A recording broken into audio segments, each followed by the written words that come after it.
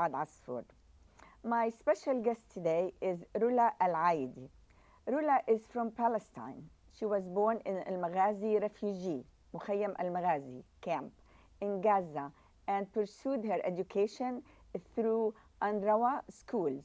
She completed her undergraduate studies at Birzeit University and earned a scholarship to the US, where she obtained her master's and PhD from the University of Incarnate Word in Texas. Aside from being a devoted mother, Rolla is an educator and the author of the recent published book From My Grandmother's Kitchen, Palestinian Memories and Recipes. Notably, she is donating all profits from the book to support the Palestinian children in refugee camps in Palestine.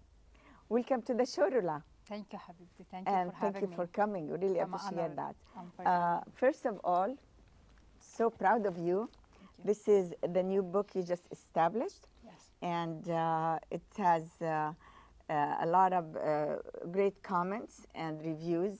Can you tell us, how did you think about writing this? What inspired you? What motivated you to start writing this book? And is this your first book? Yes. Yes. It is my first book. May I have? The book title is From My Grandmother's Kitchen, Palestinian Recipes and Memories, and start with Norah. Norah is the name of my grandmother. That's her I real am- name? Yes. Norah. And this is actually her picture. She is a Bedouin, Badawiya. As you see in the picture, her face is having a lot of tattoos. Okay. And these tattoos are a reflection of her Bedouin's heritage and her tribe. Okay. She was born in Be'er Saba, Beersheba, in Palestine, and in 1948, she evacuated. She became a refugee in Al Maghazi refugee camp. She's wearing a Palestinian dress with all Palestinian embroidery. I grew up in her house. My mom, Amna, she was busy. She was a principal of school. She was Oh. working with UNRWA school, teaching all females, refugee girls. So I was spending most of my time with my grandmother, and my grandmother was teaching me a lot of life skills. Yes. To be generous, to be humble, to offer to others. We lived in a small refugee camp. Well, As how you lucky know, you got a chance to be raised by her. thank you. Yes, she taught me a lot of things. I treasure these things. And we live in a short life, you know. Today we are here, tomorrow we might not be here. So I want all these stories, lessons, memories not to vanish to thin air. I want this to pass through generation. So with this book, it has two parts. The first part more about the stories, the lessons, what to do in life. Like this is, you cannot just learn them from the books. These Yes. just from one generation, from experience of life. She went through it. Exactly. And then the second part, it's more the recipes. It has vivid pictures, Special lentil food she soup. used to cook. Yes. And we were in the refugee camp like poor, but we have the good-hearted. Right. It's all about sharing. It's all about the small kitchen, the aroma of the kitchen. Wow. Like if you cook one meal, the neighbors will smell that. So you Yeah. have a little plate and you share it with your neighbor to the right, your neighbor to the left. One of the memories, like, it's just like when I saw my Gaza living the circumstances, it just bring these memories also back. I remember my grandmother Norah. She built a mud oven and she was Wow. baking bread, Yes. fresh one, and she put like salt, a little bit of salt, and then drizzled it with sugar and olive oil. And this was like Ooh. our dessert. And now I see like my Ghazawi, they doing the same thing to survive. It's the Wow. surviving skills. For her, this is her way of life after the 1948. The basic life. Yes. So these stories, I just want them to go On to and others. on. Yes, I mean, we witness a lot of natural disaster, earthquakes, a lot of things, Yes. and we die. But if you write them in a tangible a product, like a book like this. This will go from one library to another library. We live in the digital arena, so these books can be available online. People can read them in any part of the world. And again, as Palestinian, I don't want people to see us as just numbers. We are a human full of stories, beautiful Yes. stories, and we need to nourish these stories. We want people to see us beautiful smiles, memories, happiness, joy, and all this. You can see some of this With in lots the of stories. history in it. Exactly. It So carries it's it. my life experience through my grandmother kitchen. What's your And story?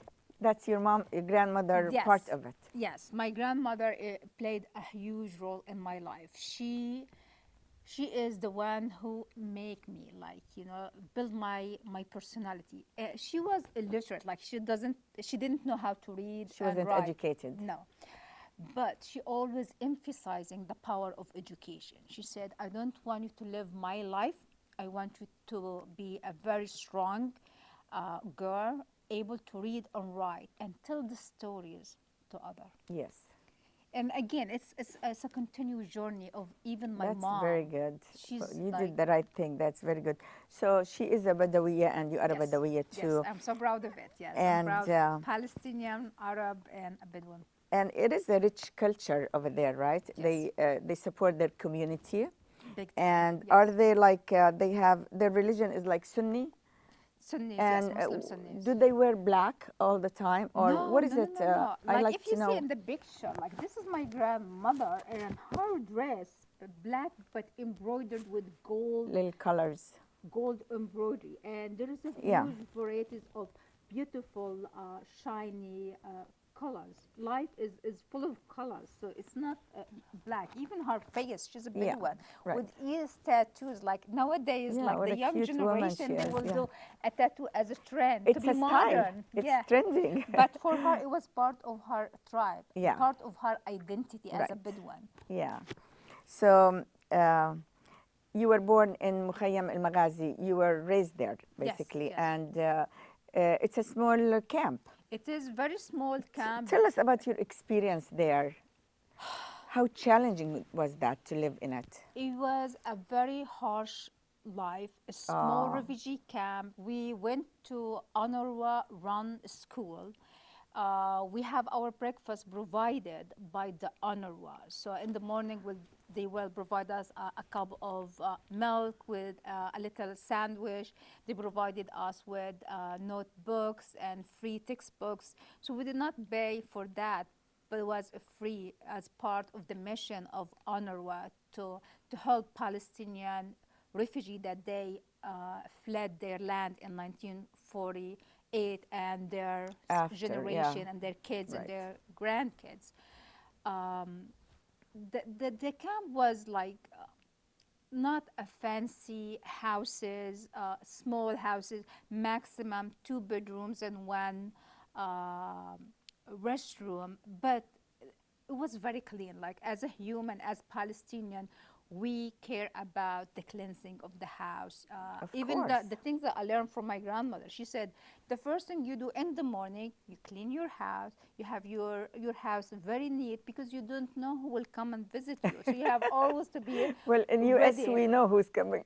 Yes. They don't come without phone. And even I remember in my small house in El Maghazi refugee camp, my grandmom, she planted a lemon tree. And then by the time this lemon tree grow bigger and bigger, it has full of the lemons, and all the neighbors will knock the door and come and ask if they can have some of that lemons. And grandmother said, it's all about sharing. We have Yeah. a lot, so you have to give to the neighbors. So she plants so the others will enjoy that fruit of the lemon. Yeah.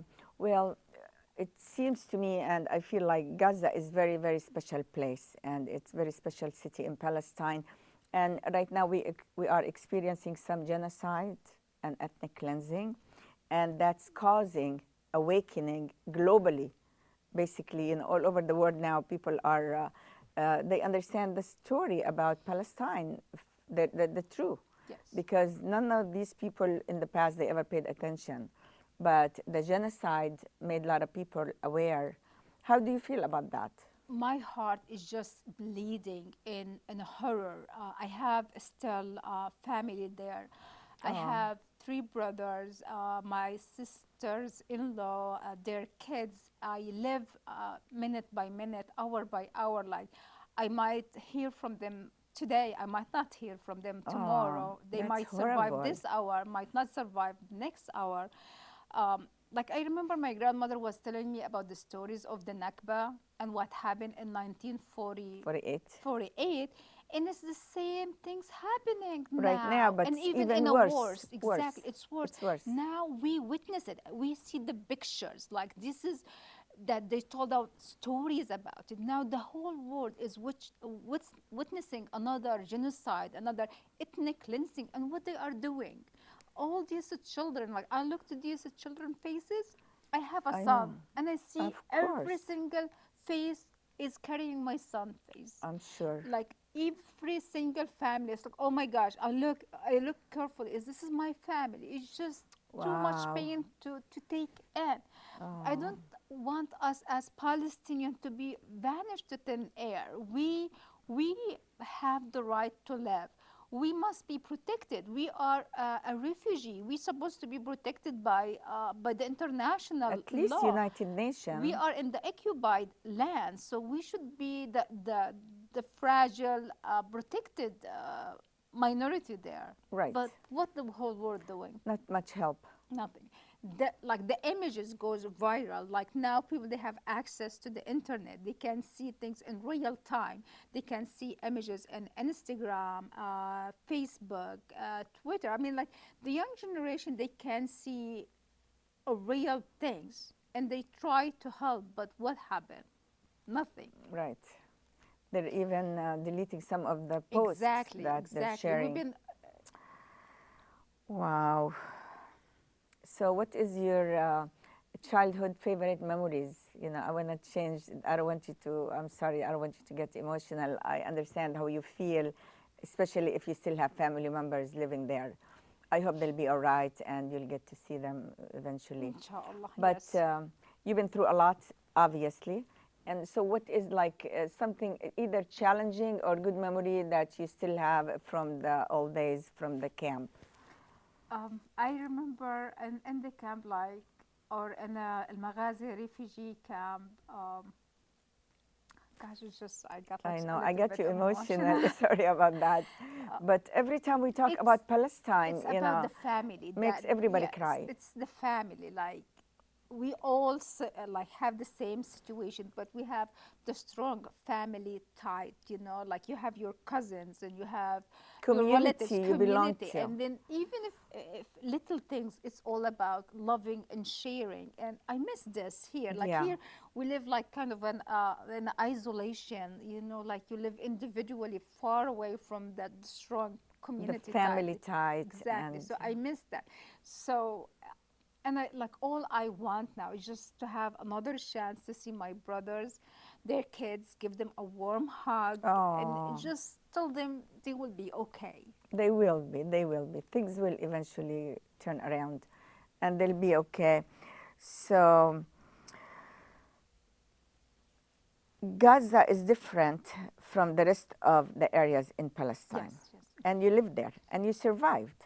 Yes, I lived in Gaza and grew up in a refugee camp with the power of my grandmother, Norah, and the power of my mother. They emphasizes so much in education. Yeah, And they said, your education, your it's degree number one. is your passport to a better future for a life that will take you and be able to tell the story. Yeah. And that's is a driven power that make me like, yes, I want to finish my education. I want to finish the high school. I want to go to a good college.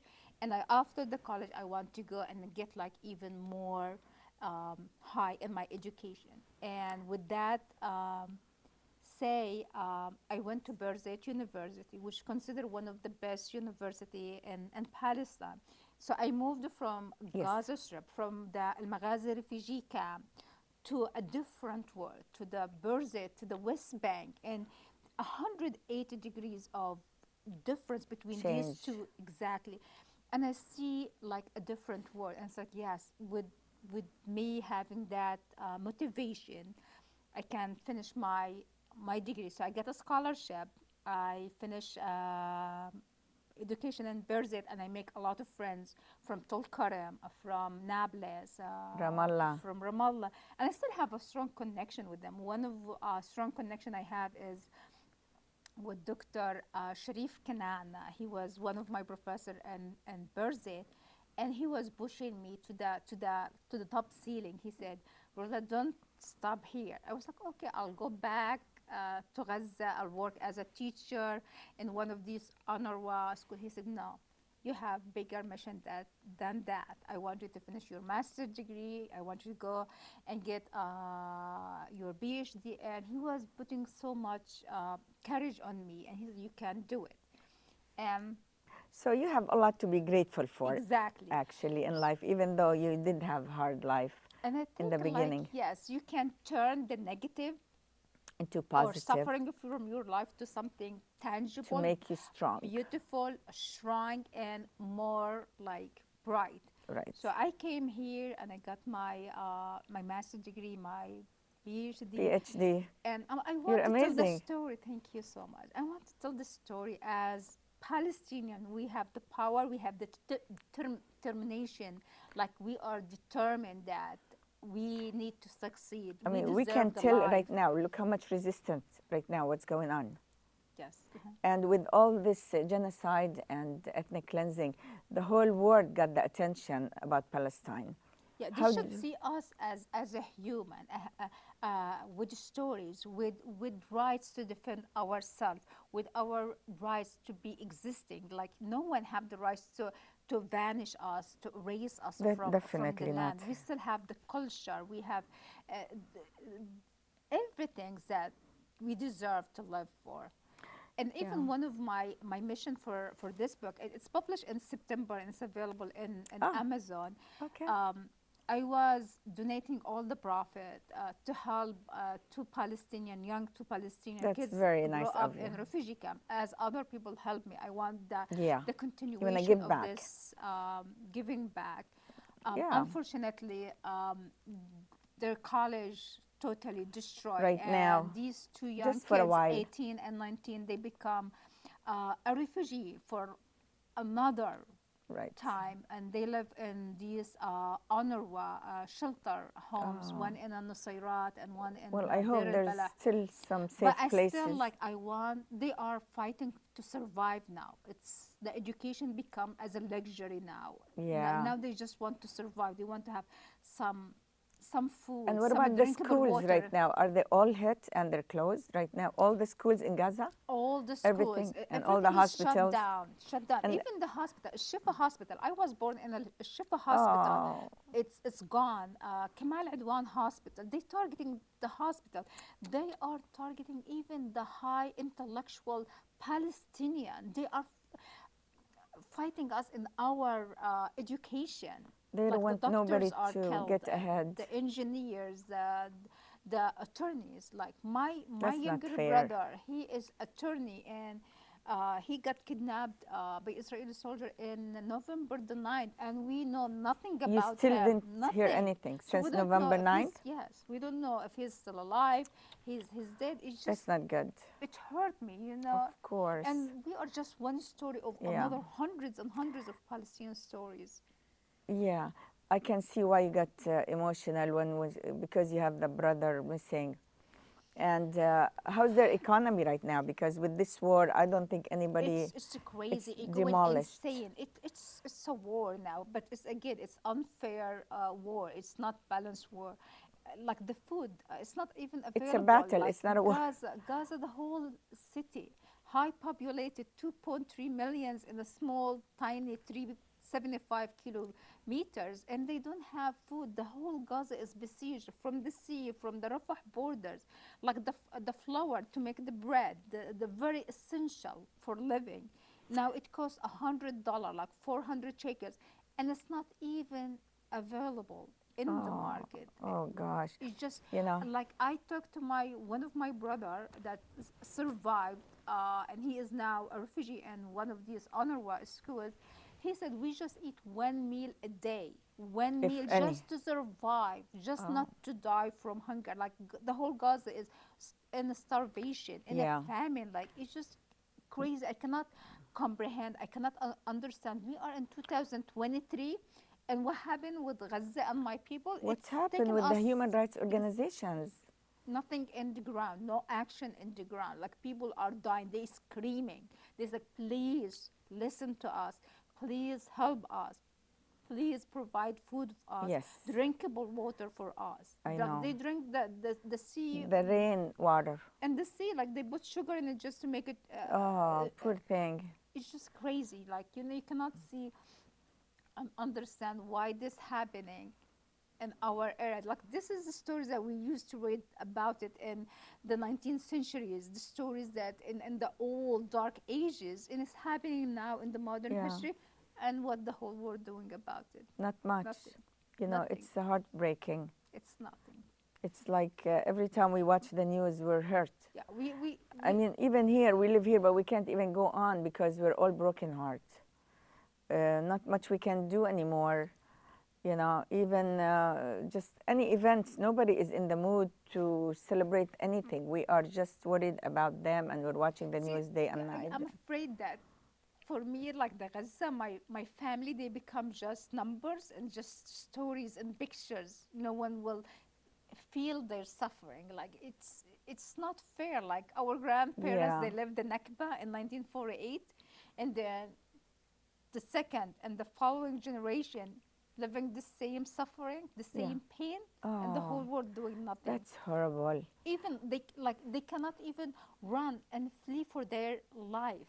I No, remember my where are they gonna grandmother, run? she walked 3 days from Beersheba and Be'er Saba until she reached to Gaza for a safe area. Now my family, they cannot even walk. They cannot even leave Gaza. They stuck there, bombing Wow. from one side, starvation from another side, fear, diseases. Like one school, UNRWA, has 7,000 people living there. The second floor, all children, women. First floor, boys and men. Oh, The diseases now, especially in of the course. winter, like it's And crowded. they It's don't have, just crazy. they need sanitization, they need all No, kinds of health. Oh gosh, this is so horrible. I mean, what advice you want to give to the ladies who are hearing us today, and what they can do to help out? we are like girls, we are women, we are the mothers, like we are the base of the society. The change will start with us. We have to speak up. We have to demand for protection for the Palestinian, for Palestinian women, for Palestinian children, because we are the base of that society. So I want all the women to feel the suffering of Palestinian women, like to see these women carrying their dead kids. They Babies. cries and they do nothing. They cannot do anything. This is too much pain to handle. As a woman, we should be more having the sympathy for each other. We have Right. all to speak up and stop that madness, that war. We have to speak up for peace and just end with no negotiation We for have that to genocide. start from within and make sure our community and our country reach the same goals. And even I heard the people who hide in the church, they even shot them. Exactly, yes. And like And Gaza has a small Christian there's not minority, and much left. almost Do you they're think? gone. So do you think there's any Christian living there in Gaza They now? still There's now, still but some? it's very limited. They are like 700 Christian. Wow, They're that's very not small. much. But they like war does not distinguish. They hit the mosque, the church, the hospitals, the schools, the universities. They have no sympathy. There's no safe place there. And what are we going to tell the human rights organization and United Nations? I don't What want kind them of? to condemn and just talk the talk. I want them to walk the walk. I want them to do an action, to stand together in a solidarity and just stop the things. Do action in the ground, not just written messages, not word. We need this to be stopped immediately and not to be dragged longer, because every day carried hundreds of kids that they are dying. More women are dying. More kids starvation in Gaza. We don't want to say, oh, we wish we could do something, and it's too late. Time is critical. Time is sensitive. This madness must stop. You cannot solve violence by violence. You need to stop that madness. Wow. It's just crazy. Like I cannot even sometimes take it any longer. Like I woke up in the middle of night shivering and just screaming. Like, you know, this should stop. Yes, this is the human rights issue. It's very important at this moment in our time. You know, since October 7, over how much died so far? Over 20,000 people in Gaza alone. And they're still doing ethnic cleansing in other cities of West Bank. Exactly. Yeah. It's just But that's not fair. Even the teenagers are just losing their lives and their future and everything they worked for. yes. Now, like you asked, like the little kid in Gaza, what's your dream? He said, I just want to grow up. I don't want to die. Yeah. I mean, this is just. And they're not leaving their lands. And they're Where saying to go? yeah, Where to go? they don't leave. Like you trapped. Like the people who left in 48, they regret Never, it yeah. because they never went back. But where to live in Gaza? But if they leave, where they're gonna go? 2.3 millions trapped in That's one horrible. small area, and you Yeah. want them to leave? Where to live? Yeah, that's not fair. You know, something needs to be done, and somebody should hear our voice. Should hear our voices, should Yeah. do something Right. realistic, tangible in the ground. Right. And even document your memories, the history, because this needs to go further in the future to our grandkids and to a lot of people needs to hear the truth. Yes. Needs to yes, hear yes, the yes. truth. Final word? It's just there's no one final word. It's just a lot of word that has pain in me, and I want people to hear us as a human, as people deserve the life, and see us as a beautiful people. We are different colors. We are tan, fair color. We sure we have curly hair. We are just We are cute. rich. Thank you for coming. Thank you. It was great to have you. Really, there's a lot to discuss and a lot to talk about. And I'm sorry to get you emotional, but it's okay. I mean, we all go through it, and I hope your family will be okay, Yes, and you I will hear hope from too. them very soon. Inshallah, yes. Thank you, Thank you. Habibti. Thank you. Don't cry. Things will get better, inshallah. Well, congratulations on your book. Thank you. Thank you. I think we stopped because they turned all the lights lights, on. yes. Yeah. They didn't have the system ready for Yeah. the cues. But yeah, I didn't mean to make you cry. It's fine. It's just okay. Yeah. على كل حال, thank you for أنت عم coming. تحكي معي عم فكر عم Yes. فكر بإخواتي. Yeah. It's just- Well, I don't blame you, but things will change. It's not gonna stay like that forever, you know. I'm sure very soon we'll hear some good news. إن شاء الله. Yeah, inshallah. لما قعدت تحكي عن أخوي يعني. Yeah. Just He'll be all right. hundred of scenarios came across my mind. يعني أفكر إذا بعد عايش مش Yeah. عايش. Thank you for watching us. Good night.